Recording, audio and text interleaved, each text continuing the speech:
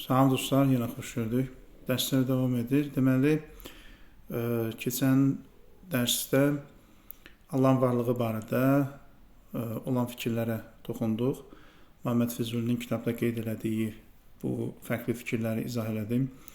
Bu dərs isə sifətlər bəhsinə daxil olur. Muhammed Füzuli Əl-Babur Rabi Fəs-Sifat 4-cü bab, bölüm sifətlər barədədir. Füzuli yenə burada müsəlman alimlərin fikirlərini qeyd edir və onları müzakirə edir. Buyurur ki, İxtilafə əl-qavmu fi ma'rifətis sifət. Qavmdan məqsəd, yəni müsəlman alimlərdir. Yəni müsəlman alimlər Allahın sifətləri barədə ixtilaf ediblər, fərqli fikirlər ortaya sürüblər. Fəminhum mən qalə, bəzilər deyiblər ki, innəhə leysət bizəidətin aləz-zat. Bəzilər deyiblər ki, bu sifətlər Allahın zatına əlavə deyil. Nəyə görə? Mustadillən. Onların dəlili budur ki, bi-ənəhə, yəni bi-ənə sifət. Əgər sifətlər ləv kənət zəidətən, ləkənət mükəmmilətən li-naqisin əv əbəsə. Əgər biz desək ki, sifətlər Allahın zatına əlavə olunub, burada iki ehtimal yaranır. Ya budur ki, naqis olan, nöqsanlı olanı tamamlamaq üçündür. Çünki sifət əgər əlavə olunursa, əlavə olmaq nə deməkdir? Yəni zat var və sonradan ona əlavə olunan bir şey var. Əlavə olmaqdan məqsəd budur. Əgər biz desək sifətlər bu cür zata əlavə olunub, o zaman mənası budur ki, burada nəsə çatışmır zatda, nəsə çatışmayan bir şey var ki, o ehtiyac duyur sifətlərə ki, o sifətlər gəlsin, onu neynəsin, tamamlasın. Bunun başqa bir izahı yoxdur. Əgər nöqsan olmasaydı, nəsə çatışmayan bir şey olmasaydı, o zaman sifətin sonradan əlavə olunması əbəs olardı.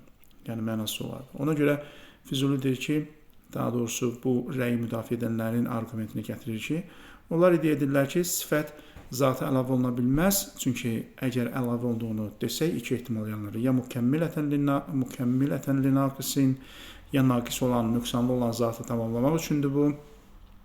Av əbəsən.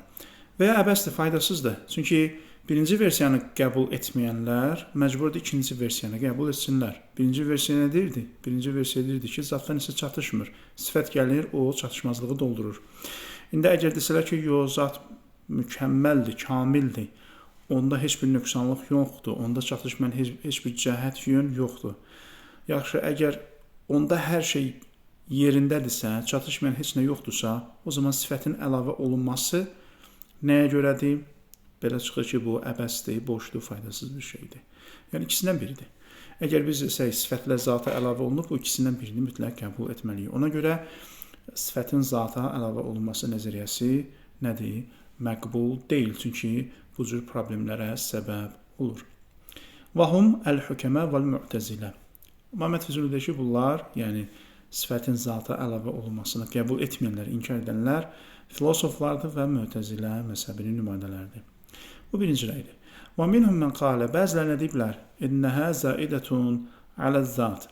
Bəzilər deyiblər ki, bəzi sifətlər, təbii ki, bütün sifətlərdən söhbət getmir burada, bəzi sifətlər zata əlavə olunubdur. Əlbəttə, sonradan əlavə olunub deyəndə, burada zaman itibarilə sonra nəzərdə tutmuruq. Sadəcə aradakı o fasilədən xəbər verir bu. Ki, zat özü müstəqil bir həqiqətdir.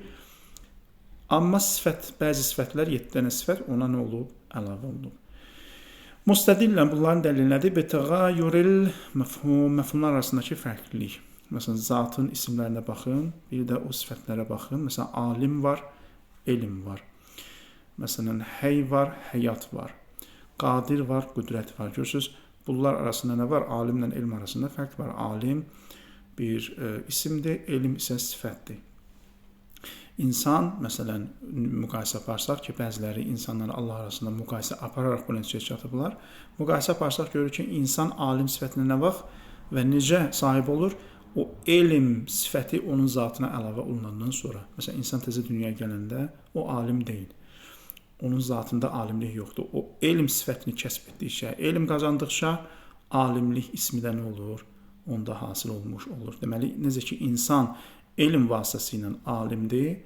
Müqayisə aparanda deyirlər ki, Allah da elm vasitəsilə alim olur, qüdrət vasitəsilə qadir olur. Aydın dostlar, deməli, burada nə var? Məfhumlar arasında fərqlilik var və məfhumlar arasındakı fərqlilik iki müstəqil həqiqətin olduğundan xəbər verir. Biri zatdır, biri nədir? Sifətdir ki, bunlar birləşir və Allah o isimlərə nə olur? Sahib olur. Və humul əşairə, Məhəmməd Füzuli deyir ki, bunlar da əşərilərdir. Və minhum mən qalə, bəzilər deyiblər ki, innəhə, yəni sifətlər, əhvalun, hallardır, lə mövcudə və lə mə'dumə, nə mövcuddur, nə mədumdur. Yəni nə var, nə də yoxdur. Bu barədə biz danışmışdıq. Dostlar, yazıdasa biz dedik, Mötəzilənin bəzi Mötəzilə alimləri hal nəzəriyyəsini qəbul edirlər ki, bu hal nəzəriyyəsinə əsasən bəzi şeylər nə var, nə yoxdur. Onlar sabitdirlər sadəcə olaraq. Yəni varlıqla yoxluğun ortasında bir mərhələdə və mərtəbədə qərar tutublar. Və dedi ki, burada da məqsəd nə idi? Burada da məqsəd Allahın əzəli elmi barədə o yaranan iradlara cavab vermək idi. O barədə köhnə dərslərdə danışmışıq.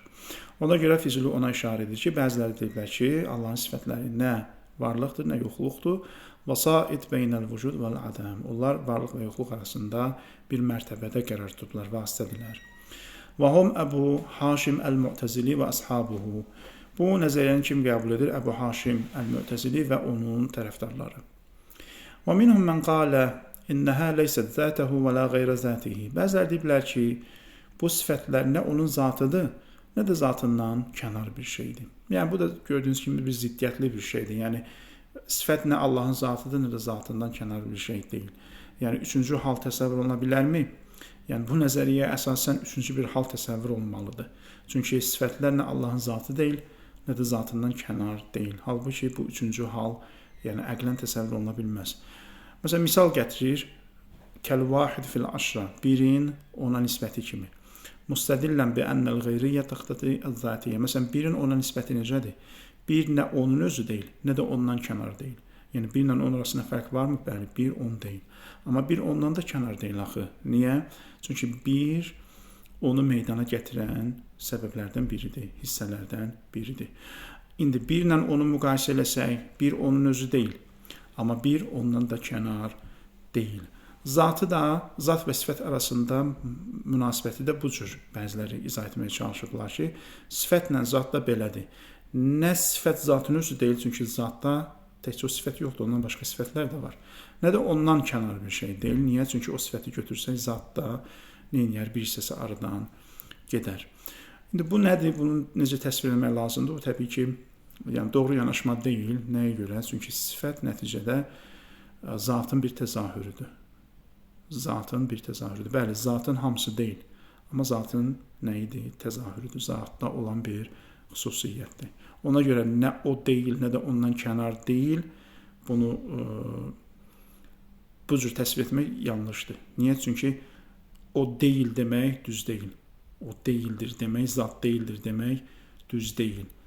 Zatın hamısı deyil desəydi, bu düz olardı. Yəni sifət, yəni hansısa bir sifət. Zatın hamısı deyil. Bu cür desəydi düz olardı. Amma zat deyil demək bu düz deyil. Axı o da zatın bir təzahürüdür. Bu mənada zatdır. وَلَوْ زَادَتْ عَلَى الزَّاتِ لَا تُغَيِّرُهَا.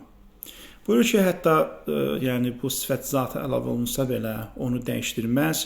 Nəyə görə? فَلَا مُغَيِّرَةَ إِلَّا بَيْنَ الزَّاتَيْنِ. Çünki fərqli ancaq iki zat arasında olur. Yəni bir sifət bir zata əlavə olunsa, hətta bir sifət bir zata əlavə olunsa, onda yeni bir xüsusiyyət meydana gətirsə belə, yenə də onlar arasında o bildiyimiz mənada fərqlilik yaranmayacaq. Niyə? Çünki fərqlilik iki müstəqil zata aid bir şeydir. Nəinki hansısa bir zat yeni bir xüsusiyyət qazanır, o yeni qazandığı xüsusiyyətlə biz o zat arasında neyək? Müqayisə aparaq. Məhəmməd Füzulidə ki, belə bir şey mümkün deyil. Aydın dostlar, ümid edirəm bu aydın oldu. Fələ müğayyirətə illə beynə zateyn. Ona görə ancaq iki zat arasında fərqli olur. Amma zatla hansısa bir xüsusiyyəti arasında müqayisə aparmaq düzgün deyil. Və hum Əbul Həsən Əl-Əşəri və əshabuhu. Bu, Əbul Həsən Əşəri və onun tərəfdarlarıdır. Əlbəttə, burada indi Füzuli bu rəyləri qeyd edir və nisbət verir. Bunları araşdırmaq lazımdır ki, həqiqətən onlar bu cür deyiblər ya yox. Çünki bəzən olur ki, insanlar hansısa bir tədqiqatçı, hansısa bir müəllif, başqa bir alimə, mütəfəkkirə bir rəy nisbət verir. Amma araşdırıb görəndə görsən ki, bəzən onun rəyini düzgün başa düşməyib, yanlış yozub, yanlış təfsir edib. Ona görə bu mənada fikir ayrılığı yarana bilir. Çünki bu cür hallar çox baş verir. Hansısa bir alim öz kitabında başqa bir alimə bir rəy nisbət verir. O alimin də tərəfdarları gəlib ki, yox, sən bizim alimin rəyini düzgün başa düşməmisən, bizim alim belə demək istəyir və s. Hər halda əgər belə bir iddia varsa, bu iddia bu cəhətdən doğru deyil.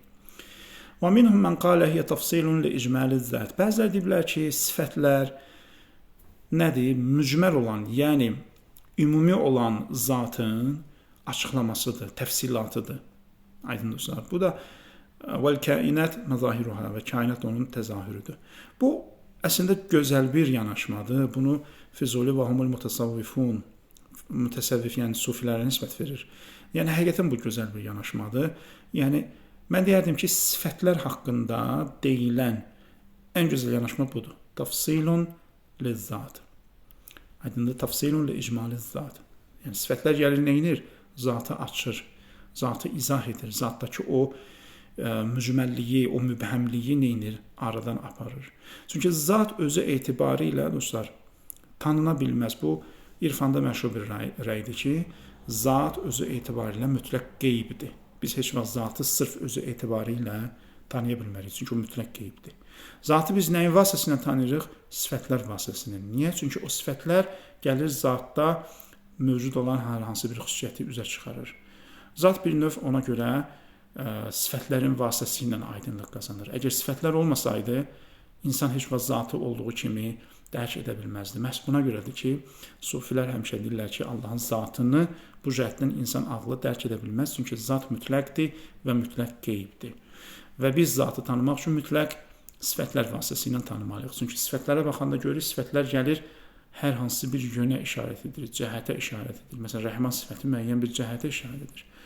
Həy sifəti müəyyən bir cəhətə, qadir sifəti müəyyən bir cəhətə işarət edir. Hər bir sifət müəyyən bir cəhətə işarə edir və məhz biz bunun vasitəsilə Allahı tanıya bilirik. Çünki insan ağlı elədir ki, o mütləqi sırf mütləq yönündən, mütləq cəhətindən tanıya bilmir. O hər şeyi neyinir? Məhdudlaşdırır, o cür tanıyır. Mütləqi mütləq olaraq tanımaq insan ağlının potensialında olan bir şey deyil. Sifətlərin də fəlsəfəsi, mahiyyəti budur. İnsan bir şeyi əvvəl məhdudlaşdırır, çərçivəyə salır, ondan sonra neyinir? Onu tanıyır. Ona görə sifətlər barəsində deyilən ən gözəl rəy məncə budur. Sifət nədir? Zatın açıqlamasıdır. وَمِنْهُمْ مَنْ مَا ثَبَتَ أَصْلًا. Bəziləri deyirlər ki, ümumiyyətlə belə bir şey yoxdur. لِعَدَمِ اِعْتِبَارِهِ قَبْلِ الْمُتَعَلَّقَاتِ. Çünki sifət dediyimiz şey nədir? Hansısa bir obyektlə, belə deyim, kontakt nəticəsində meydana gəlir. Məsələn, Allah ruzi verən rəzzaqdır. O ruzi verən sifəti necə yaranır? Əvvəl bir obyekt olmalı xarici aləmdə, insanlar olmalıdır, heyvanlar olmalıdır, canlılar olmalıdır. Allah onlarla ünsiyyət qurarkən, yəni məcazi mənada deyirəm, Allah onlara nəsə verir, ruzi, ondan sonra rəzzaq sifəti meydana gəlir. Amma bu sifətlər həmin obyektlər olmadan meydana gələrmi? Bu iddiaya görə xeyr, meydana gəlməz.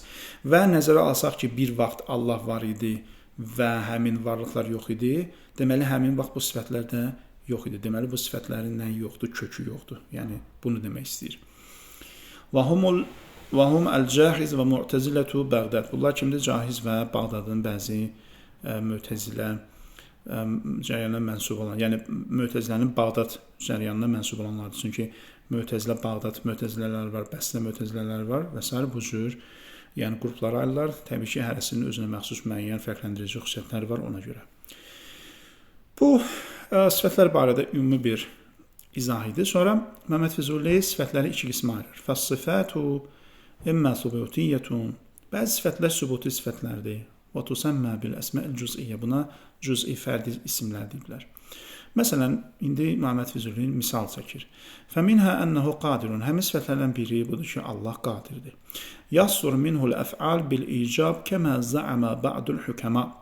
Bu ki, bəzi filosoflar belə güman ediblər ki, Allahın qüdrətinin izahı budur ki, ondan feillər məcburi şəkildə sadir olur, törüyür. Yəni, sanki feilləri, düzdür, bu feillər Allahdan törüyür, amma Allah o feillərin icrasında ixtiyar sahibidir. Məcburən bu feillər nə olur? Allahdan törüyür. Bu düzdürmü? Bu əlbəttə müzakirə olunmalıdır. Çünki filosoflar belə bir şey deyiblərmi? Məsələn, hansı filosof belə deyib? Nəyə əsasən Füzuli bunu iddia edir? Bu mübahisəli məsələdir. Çünki dostlar, bəzi kitablarda biz bunu görürük. Məsələn, bəzi alimlər mütəfəkkirlər, tədqiqatçılar, istər klassiklər olsun, istər müasirlər olsun, filosofların qüdrət barədə rəylərini müzakirə edəndə bu iradə tutublar ki, filosoflar Allahın məcbur olduğunu sanki deyirlər. Yəni onların qüdrət barədə rəyləri bu nəticəyə gətirib çıxarır ki, Allah məcburdur, Allahın ixtiyarı yoxdur.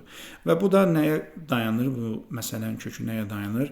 Filosofların səbəb-nəticə əlaqəsi barədə izahlarını açır. Çünki filosoflar nə deyirlər? Filosoflar deyirlər ki, səbəblər olan yerdə, səbəblər zinciri bir arada olan yerdə nəticənin yaranması qaçılmazdır, zəruridir. Və bu, necə deyim, bunu heç cür inkar etmək olmaz. Bəzilər bunu gəlib bu cür yazırlar ki, siz belə ki deyirsiniz, səbəblər zinciri bir aradadırsa, deməli nəticənin meydana gəlməsi qaçılmazdır. Deməli siz burada Allahın qüdrətinə sərhəd qoymuş olursunuz, limit qoymuş olursunuz və bu da nəyə gətirib çıxarır? Allahın qüdrətinin nöqsanlı olmasına. Yəni sanki kainat artıq zərurətən meydana gəlib, zəruri şəkildə meydana gəlib. Burada Allahın qüdrətinin heç bir rolu yoxdur. Halbuki bu nədir? Yanlışdır. Nəyə görə? Çünki o səbəbləri, bu xüsusiyyəti verən, bu özəlliyi verən Allahdır. Aydındır. Əgər Allah səbəbləri, ümumiyyətlə Allah kainatı belə bir sistemdə yaradıb ki, səbəblər zinciri bir araya gələndə nəticə mütləq meydana gəlməlidir və bu zərurət kəsb edir. Nəticənin meydana gəlməsi zərurət kəsb edir. Baxın, bu xüsusiyyəti bu kainata Allah veribdir. Ona görə Allahın verdiyi bu xüsusiyyəti nəzərə alıb bir növ Allahın əleyhinə arqument olaraq istifadə etmək bu nədir? Məntiqi cəhətdən yanlışdır. Ona görə filosoflara nisbət verilən bu rəy müzakirə oluna bilər. وَمِنْهَا أَنَّهُ مُرِيدٌ O sifətlərdən biri Allahın iradə sahibi olmasıdır. بِالْإِرَادَةِ الْأَزَلِيَّةِ مِنْ غَيْرِ التَّجَدُّدِ وَالتَّأْخِيرِ Füzuli burada deyir ki, Allahın iradəsi əzəlidir. Əzəli nə demək? Yəni Allah əzəldən bunu iradə edibdir. Allah əzəldən hər şeyi iradə edibdir və o hər şey öz təbii axarınca neynir? Meydana gəlir. Amma iradə əzəldən olubdur. Çünki iradə barədə dostlar, iki nəzəriyyə var. Bir nəzəriyyə budur ki, iradə əzəlidir. Bir nəzəriyyə budur ki, iradə Allahın feili sifətidir. Onun zati sifəti deyil. Çünki zati sifətdirsə əzəlidir, amma feili sifət isə bu əzəli deyil. Niyə? Çünki feili sifət nədir? Məsələn, ruzi verən. Məsələn, insan olmadan Allah ruzi verəndə xeyr, canlı olmadan Allah ruzi verəndə xeyr. Ona görə o feili sifətdir. O feili sifətin meydana gəlməsi üçün mütləq, belə deyim, obyekt olmalıdır, mütləq varlıq olmalıdır. Və Allahla həmin varlıq arasında o ruzi vermə prosesi gerçəkləşməlidir ki, o rəzzaq sifəti neynəsin? Hasil olsun. Oraya görə iradə əzəli deyil, amma buraya görə ki, iradə əzəlidir və Allahın zati sifətidir.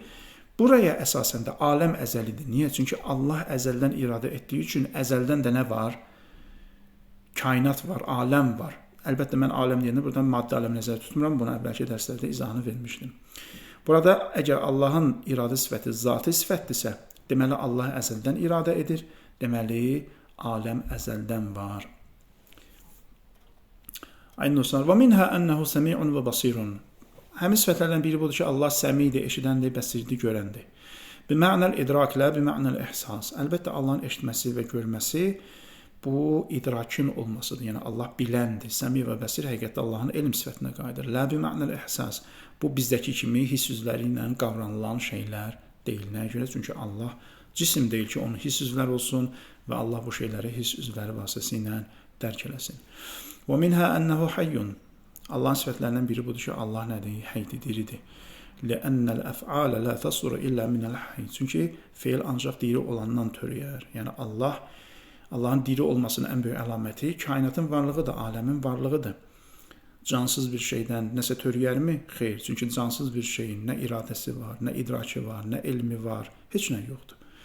Və iradə, idrak, elm, bunlar hamısı nədən qaynaqlanır? Həyatdan qaynaqlanır, canlılıqdan qaynaqlanır. Əgər Allah canlı olmasaydı, onun elmi də olmazdı, onun iradəsi də olmazdı, nəticədə aləm də olmazdı. Aləm varsa, deməli Allahın elmi də var, iradəsi də var və onların fövqündə Allahın canlılığı da var. Allah canlıdır. Və minhə ənəhu mütəkəllim. Həmin sifətlərdən biri budur ki, Allah danışandır. Ləənnəhu amirun və nahin. Çünki Allah əmr edir və qadağan edir. Yəni Quran-Kərimə baxanda görürük Allah nə edir? Bəzi şeylərə əmr edir, bəzi şeylərdən çəkindirir. Budur mütəkəllim olmaq, danışan olmaqdan məqsəd budur. Yoxsa danışan olmaqdan məqsəd Allahın gəlib kimləsə söz danışması deyil. Səsləri icad edib danışması deyil. Danışmaqdan məqsəd nədir? Füzulinin qeyd elədiyi bu izaha əsasən danışmaqdan mütəkəllim, yəni danışan.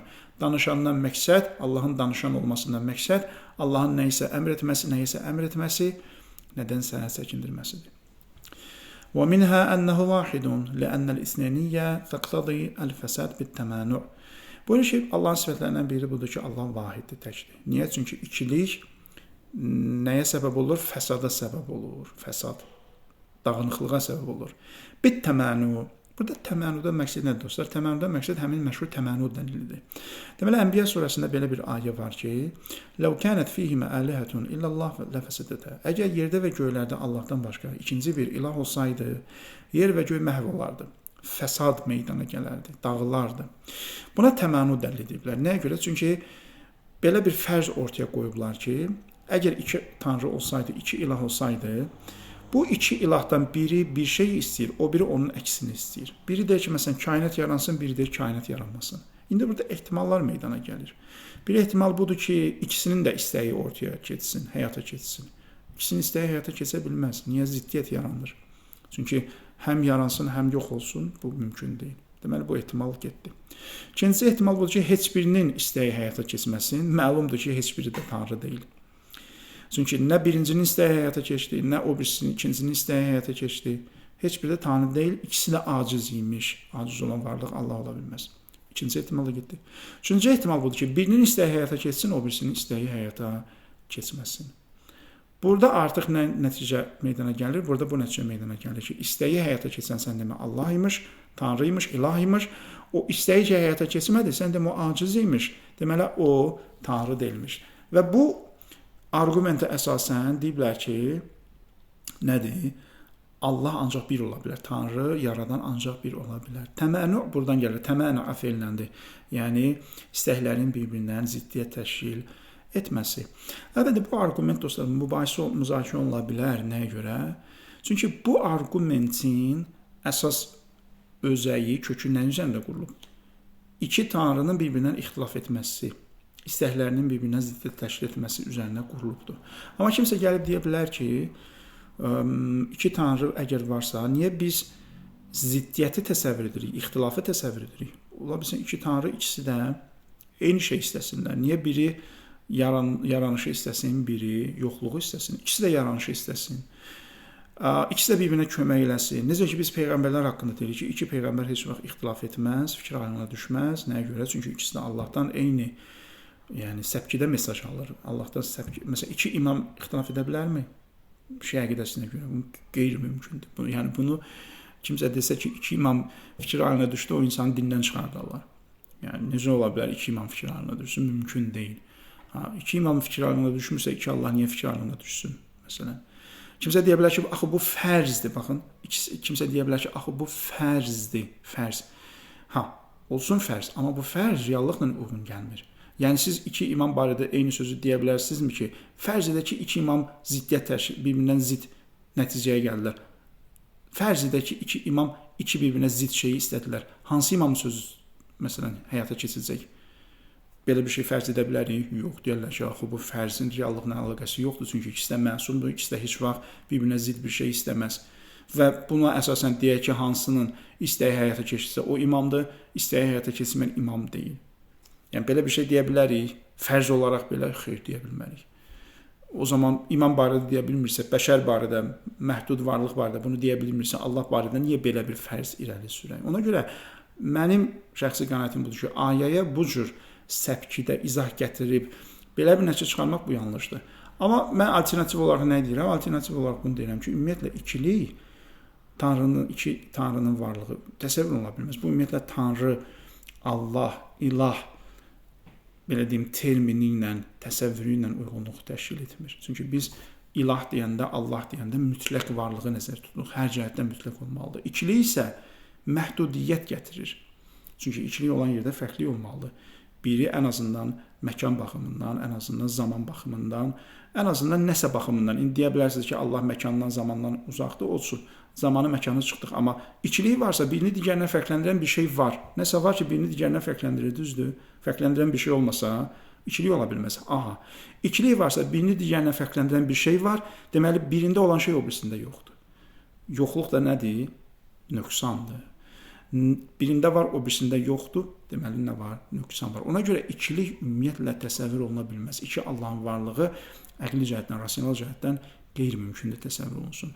Ona görə təmanüdənin yerinə mən bu versiyanı daha necə deyirlər, daha ideal hesab edirəm ki, biz o ayəyə bu cür baxsaq, bu daha məntiqli izah olar. Ümid edirəm bu qədər kifayətli, çox vaxtınızı almayım. İnşallah növbəti dərslərdə görüşənədək hələlik.